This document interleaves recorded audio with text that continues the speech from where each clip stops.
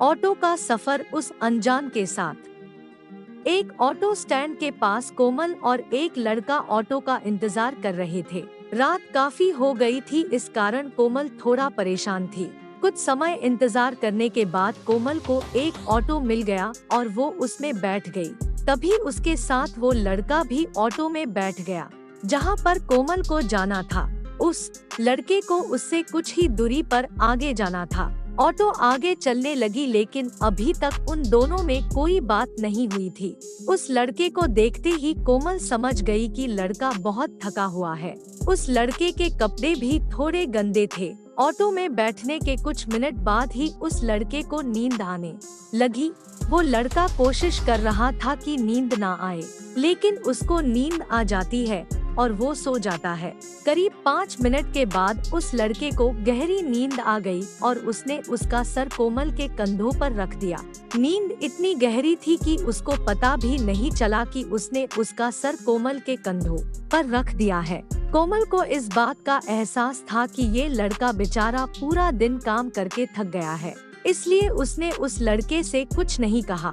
हमारे गांव का रास्ता थोड़ा खराब है। कुछ देर ऑटो चलने के बाद ऑटो थोड़ा उछलने लगा और एक झटका लगने से उस लड़के की नींद खुल गई। नींद खुलने पर उस लड़के को एहसास हुआ कि उसने अपना सर कोमल के कंधों पर रख दिया था। उस लड़के ने तुरंत कोमल से माफी मांगी और कहा कि मैडम मुझे माफ कर दीजिए, प्लीज मैडम मुझे माफ कर दो, मुझसे गलती हो गई है। मैंने जो किया उसके लिए मैं बहुत शर्मिंदा हूँ, प्लीज माफ कर दो। वो लड़का लगातार कोमल से माफी मांगता रहा। कोमल ने कहा, अरे इसमें इतना माफी मांगने की कोई जरूरत नहीं है। मैंने देखा कि आप बहुत थके हुए थे। मैंने तो सिर्फ आपको 5 मिनट के लिए अपना कंधा दिया। इसमें माफी मांगने की कोई जरूरत नहीं है। तुम क्यों इतनी माफी मांग रहे हो? कोमल की बात सुनकर उस लड़के ने राहत की सांस ली और कहा कि मैडम आप बहुत अच्छी इंसान हो। लड़के ने कोमल से ये भी कहा कि मैं डर गया था कि कहीं आप मुझे आवारा लड़का ना समझ ले। आपने तो इस बात का बिल्कुल बुरा भी नहीं माना। अगर आपकी जगह पर कोई दूसरी लड़की होती तो वो मेरी इस हरकत के लिए पुलिस में रिपोर्ट कर देती।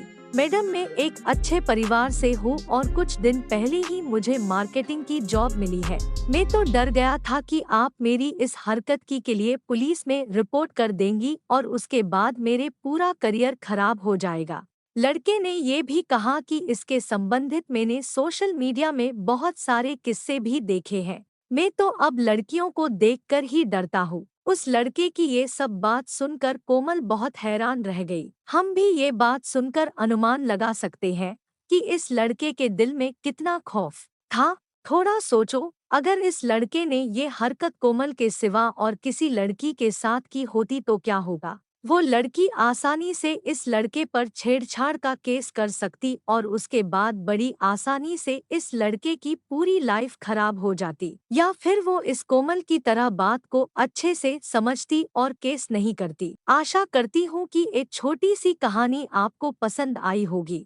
कहानी पसंद आई हो तो लाइक, सब्सक्राइब और शेयर करें और एक कहानी आपको कैसी लगी कमेंट करके बताएं।